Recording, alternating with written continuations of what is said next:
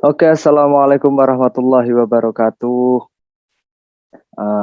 Kembali lagi dengan kelas konseling tentunya. Di sini kita kemarin sempat break beberapa minggu karena ya para narasumber kita tentunya bukan orang pengangguran ya. Banyak kesibukan tentunya. Jadi di minggu kali ini kita baru bisa eh, sharing-sharing lagi tentang kemarin ini sampai di kelas parenting intinya. Terus di sini kita akan membahas tentang komunikasi efektif dengan anak. Ya tentunya masih dengan narasumber yang sama seperti episode sebelumnya. Ada Mas Rizal dan Mbak Nisa. Oke, langsung kita masuk ke materi aja. Uh, Komunikasi efektif dengan anak. Nah, komunikasi ini adalah proses di mana penyampaian suatu pertukaran informasi baik verbal maupun non-verbal dari satu pihak ke pihak yang lain.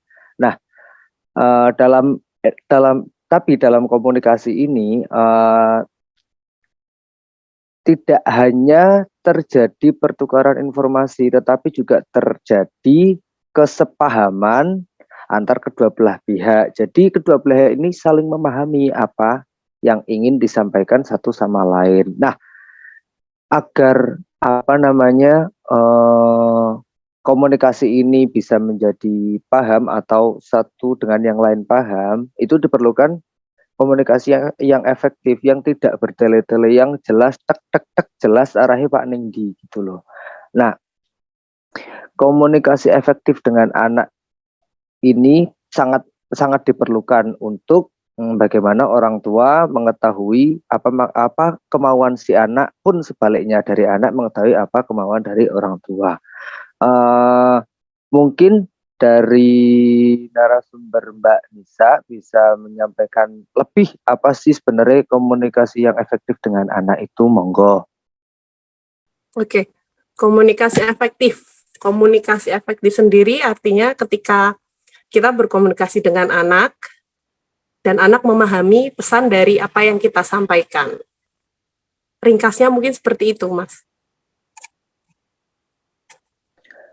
Oke, terima kasih buat Mbak Nisa.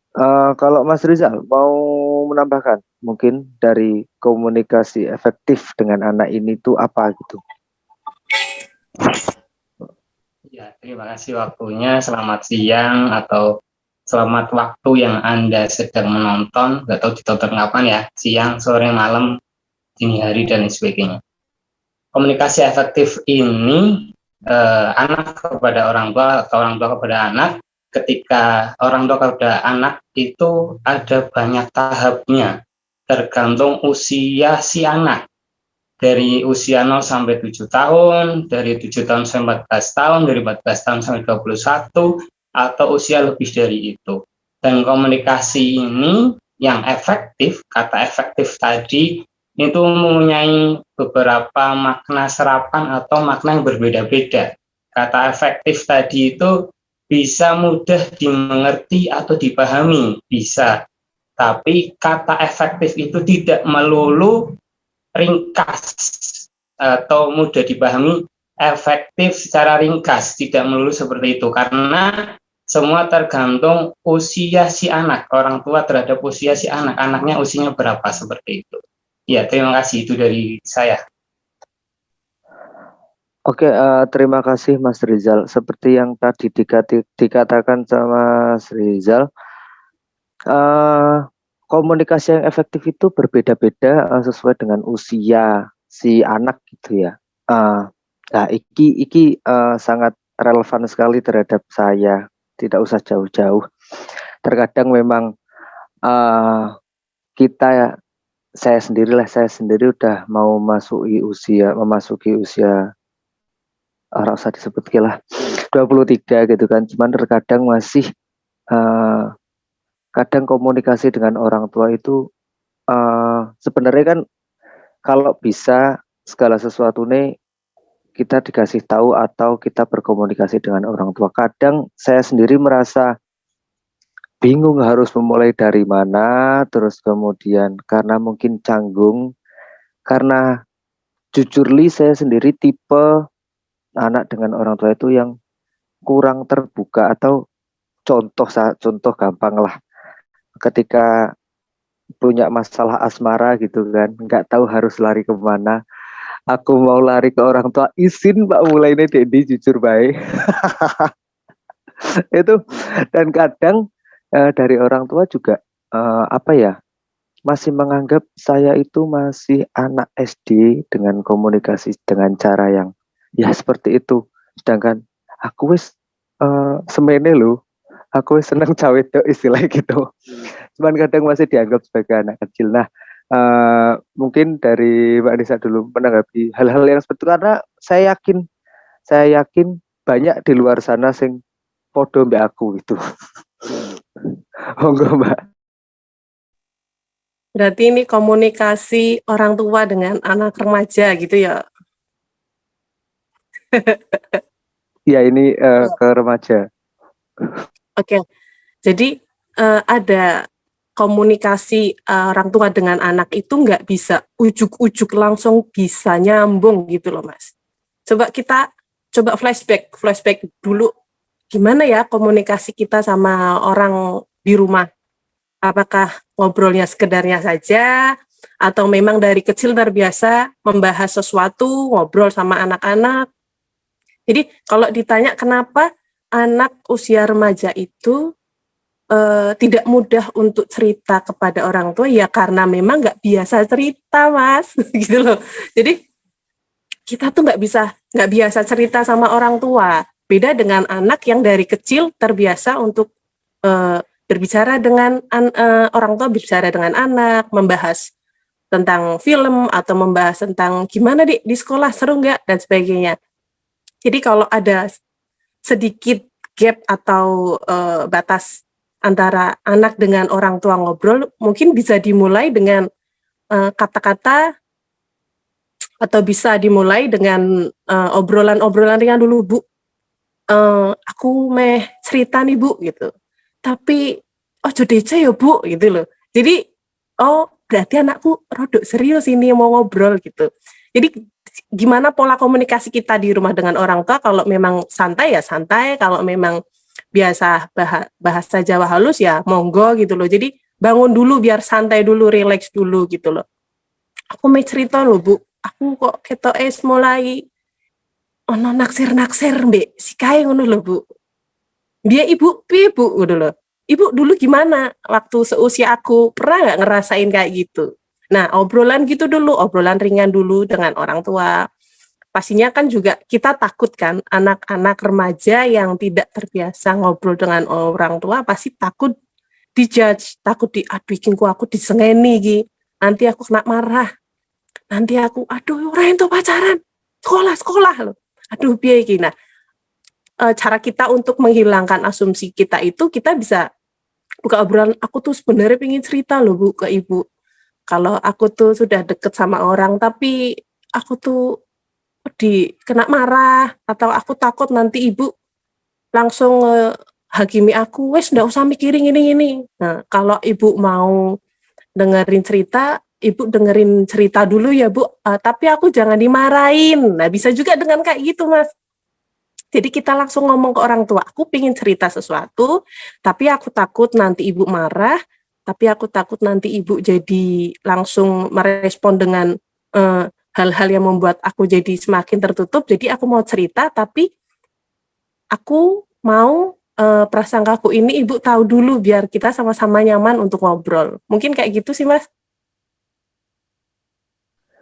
Oke, berarti kayak meminta dulu ke orang tua bahwa ibu, atau ya biasanya ibu lah, yang biasa jadi tempat curhat ki, atau mungkin ayah, itu berarti kayak bilang dulu kalau oke, Bu, Pak, atau siapapun, aku mau cerita,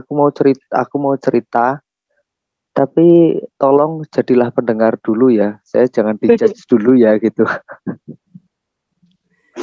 Ya, jadi Aku orang tua itu tahu, Mas. Orang tua tahu, oh anakku mau cerita, tapi dia mungkin takut aku marah atau aku merespon dengan sesuatu yang di luar ekspektasi anakku, jadi dia ngomong dulu. Jadi orang tuanya siap, nanti ngeresponnya dia juga atur emosi dulu, nggak langsung respon dengan kemarahan kayak gitu, Mas. iya oke. Berarti ya intinya seperti itu ya, jangan direspon, jangan langsung di judge wah gini-gini dan segala macam, malah nanti seperti yang Mbak Nisa bilang tadi akan menjadi tertutupnya anak terhadap orang tua lah. Nek wis koyo ngono kan angel banget kuwi. Engko sing ono yang ada nanti anak tidak dekat dengan orang tua, bahaya itu. Eh nah, itu kan berarti dari segi anak gimana kalau sudah remaja gitu ya. Kalau remaja terus mencoba membuka komunikasi dengan orang tua. Nah, kalau dari orang tua sendiri gitu, ini ke Mas Rizal berarti ya. Untuk dari orang tua sendiri, ketika mungkin nanti saya menjadi orang tua kan wis zamane beda, harus dengan keterbukaan terhadap anak agar tidak terjadi apa yang saya alami gitu loh Mas. Saya alami maksudnya di sini adalah bingung ketika mau ngobrol sama orang tua mulai ini gimana. Nah, ada jarak ini, ada gap tadi lah. Terus kalau dari orang tua berarti kan harusnya bener nggak sih kalau semisal dari orang tua yang membukakan jalan dulu biar anak ini merasa nyaman gitu. Nah, itu gimana sih dari awal kalau dari anak kecilnya itu gitu.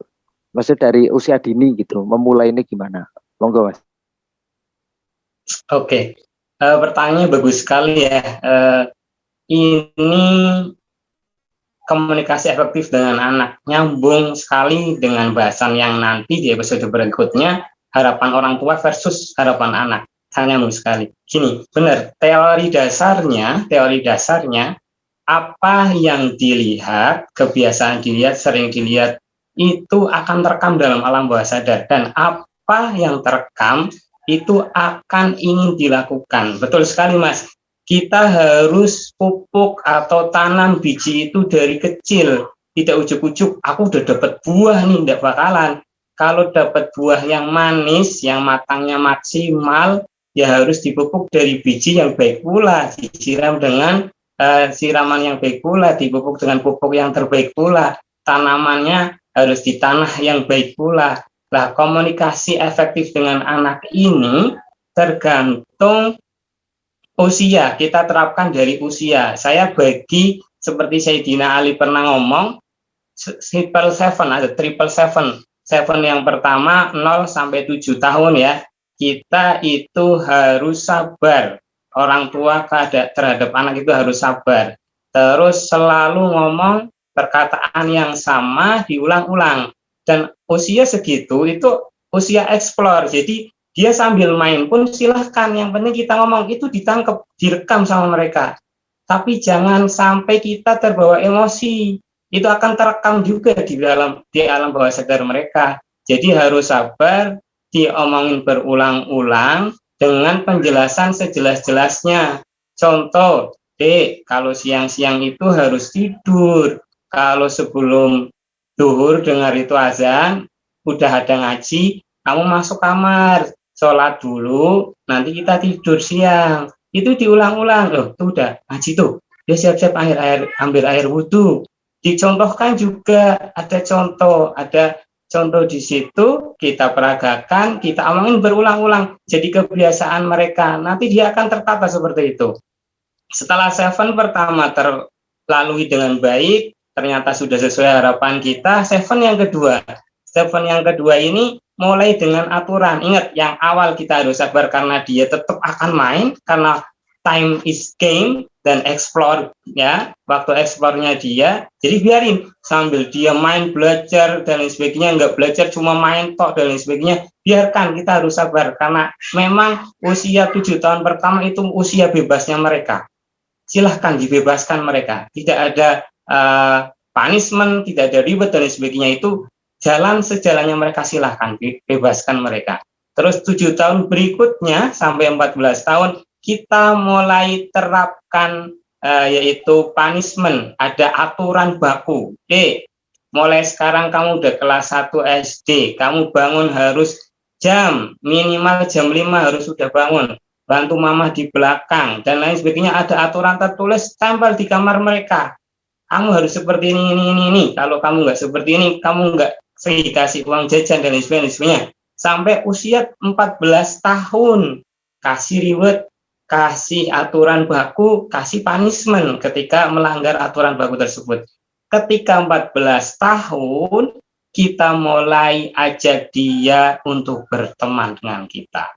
Ingat, walaupun punishment dan aturan baku, tapi tidak keras ya. Tidak boleh keras, karena kekerasan itu ada dampak psikologisnya nanti. Nanti kita akan jabarkan lebih lanjut di harapan orang tua versus harapan anak. Sementara kita bahas komunikasi efektif dulu. Di 7 tahun berikutnya ini, 7 tahun kedua ya, kita kasih reward, punishment, aturan baku.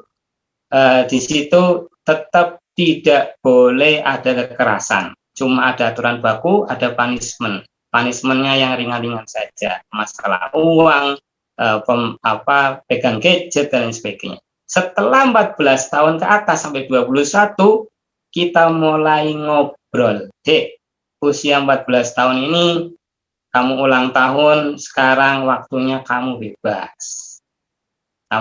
Saya kasih kebebasan. Kamu bisa milih apa yang kamu suka. Kamu bisa mengutarakan apa yang kamu sedang rasakan. Kamu tidak mau seperti aturan yang kemarin waktu sebelum 14 tahun, silahkan ngomong sama papa sama mama, boleh. Sekarang mulai kita ngobrol. Ini papa besok tuh mau kerja. Itu ada 2 motor, yang satu mau dipakai kamu apa enggak? Papa pingin pakainya yang Mio, boleh enggak? Kasih lontaran yang kecil-kecil dulu, libatkan semua dalam keputusan. Ingat, libatkan semua dalam keputusan. Walaupun kita cuma mendengarkan, padahal kita tidak memakai keputusannya dia, tapi mulai ajak dia berpikir dan kasih tanggung jawab di 14 tahun ya sampai 21 tahun.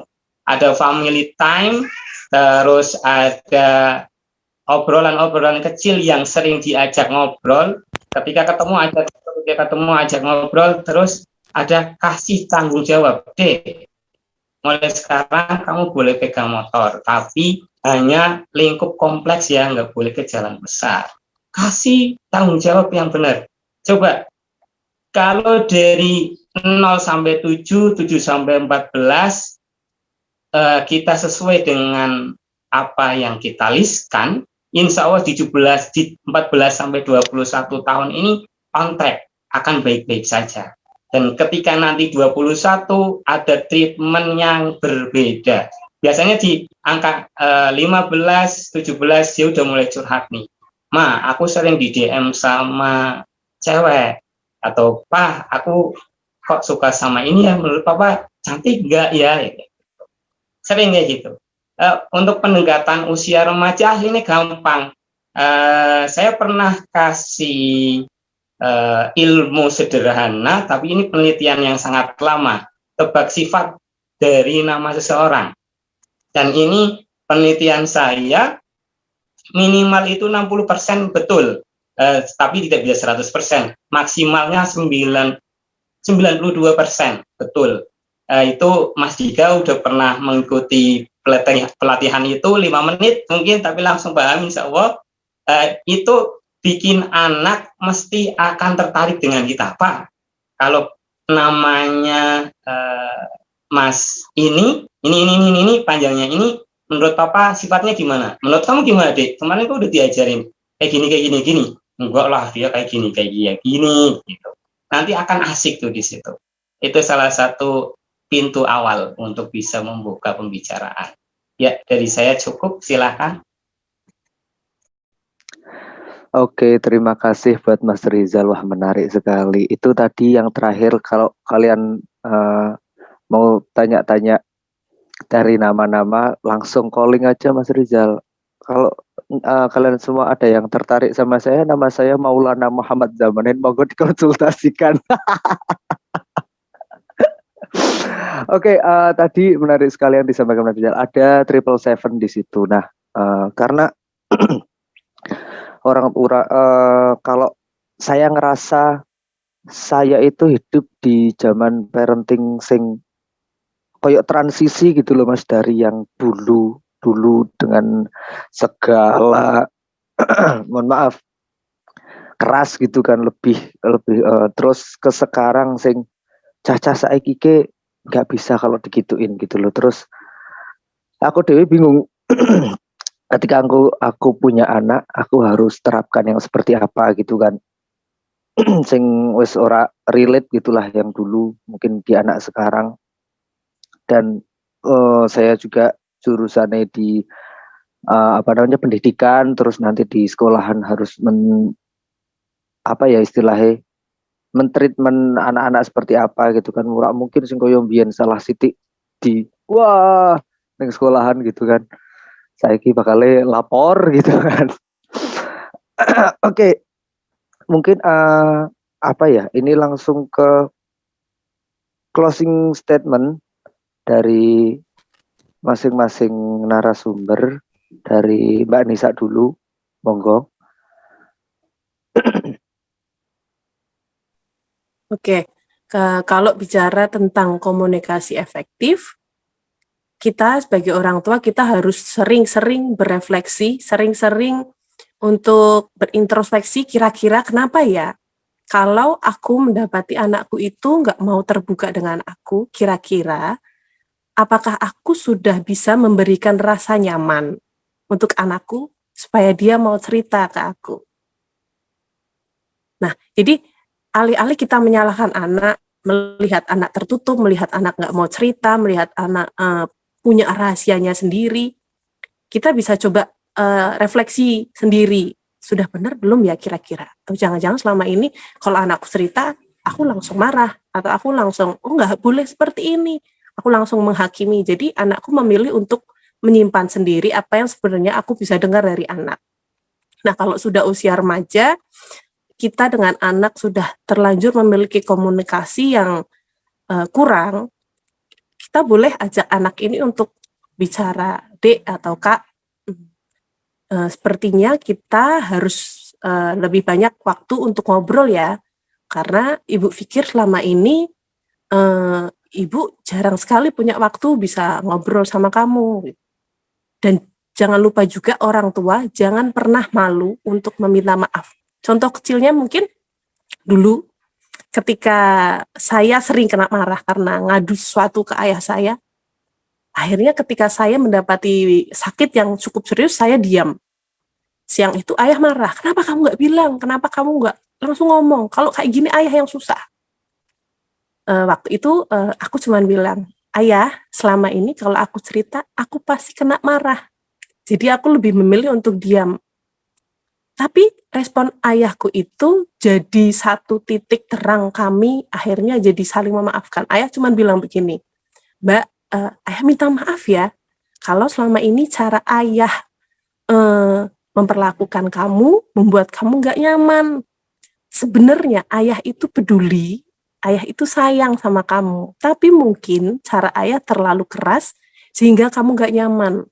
Hari ini ayah minta maaf, aduh ketika selesai mas nggak ada lagi apa ya sesuatu yang dirasa aku nggak bisa cerita sama ayah. Sejak saat itu jadi satu pintu masuk kami berdua, aku dan juga ayah itu untuk berbicara, untuk terbuka, untuk membicarakan apapun. Jadi jangan segan-segan meminta maaf kalau kita merasa kita sudah terlalu keras ke anak. Anak juga seperti itu, jangan malu meminta maaf ke orang tua kalau kita sering menumpuk asumsi takut ayah marah, takut ibu marah. Jadi saling terbuka, dibicarakan, jadi komunikasi yang terjalin antar orang tua dan anak ini jadi lebih bagus karena dua-duanya siap. Seandainya terlanjur nggak ada obrolan yang intens, kita bisa memulainya lagi kok, nggak ada kata terlambat untuk memulai komunikasi efektif dari orang tua ke anak ataupun dari anak ke orang tua. Seperti itu, Mas. Oke, terima kasih buat Mbak Nisa. Ini sangat relate sekali ya. Jadi intinya turunkan ego, mulailah untuk Ya apa ya intinya menerima ya minta maaf kalau semisal merasa salah, dan dari si anak juga turunkan ego untuk bukan ego sih tapi prasangka buruk kalau aku cerita nanti orang tua marah atau segala macam. Terima kasih buat Mbak Nisa. Buat Mas Rizal, monggo untuk closing statementnya. Dengar Mbak Nisa ngomong kok jadi gimana gitu ya. Gini, banyak bahasa tubuh itu yang punya arti sangat dalam. Buat Anda orang tua, seringlah peluk anak Anda, walaupun dia sudah dewasa. Cukup menurut saya.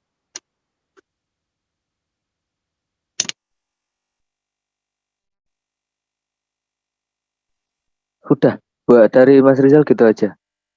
Cukup peluk anak Anda walaupun dia sudah dewasa, karena itu sangat berpengaruh tadi Mas Rizal ngomong. Oke, untuk pembahasan kali ini kenapa pas akhirnya jadi deep ini ya, ya itulah pokoknya karena ini sangat-sangat penting juga sih buat orang tua baru, maksudnya untuk teman-teman yang baru menikah terus baru punya anak, sebelum anaknya tumbuh dewasa, kalian harus dengarkan ini, harus belajar tentang parenting yang benar itu gimana agar nggak jadi miskomunikasi antara orang tua dan anak, karena di luar sana banyak banget yang akhirnya anak sama orang tua ini nggak deket. Nek guyon iki, bahasa guyon iki, anak iki sampai ngundangi ning bapake om. Piye wis coba nek wis koyo ngono. Bahaya kan mesake orang tuane sing wis didik kesel tundange om, ya Allah. Nah, untuk komunikasi efektif dengan anak di episode kali ini cukup di sini.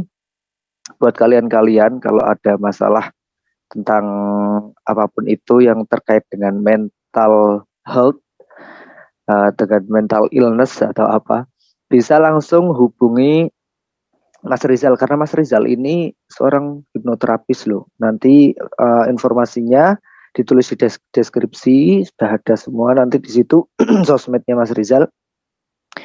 Oke, cukup itu saja yang bisa yang disampaikan di episode ini. Sampai ketemu di episode selanjutnya, karena episode selanjutnya nggak kalah seru. Di sana kita akan bahas harapan orang tua versus harapan anak. Pasti relate sekali dengan kalian kan. Wong tuane pingin iki tapi gue pingin iki. Ya. Oke, sekian dari kami. Terima kasih buat para narasumber. Terima kasih buat teman-teman. Jangan lupa di like, comment, and subscribe. Share juga, dan teman-teman kalian pada tahu. Oke, assalamualaikum warahmatullahi wabarakatuh. Bye.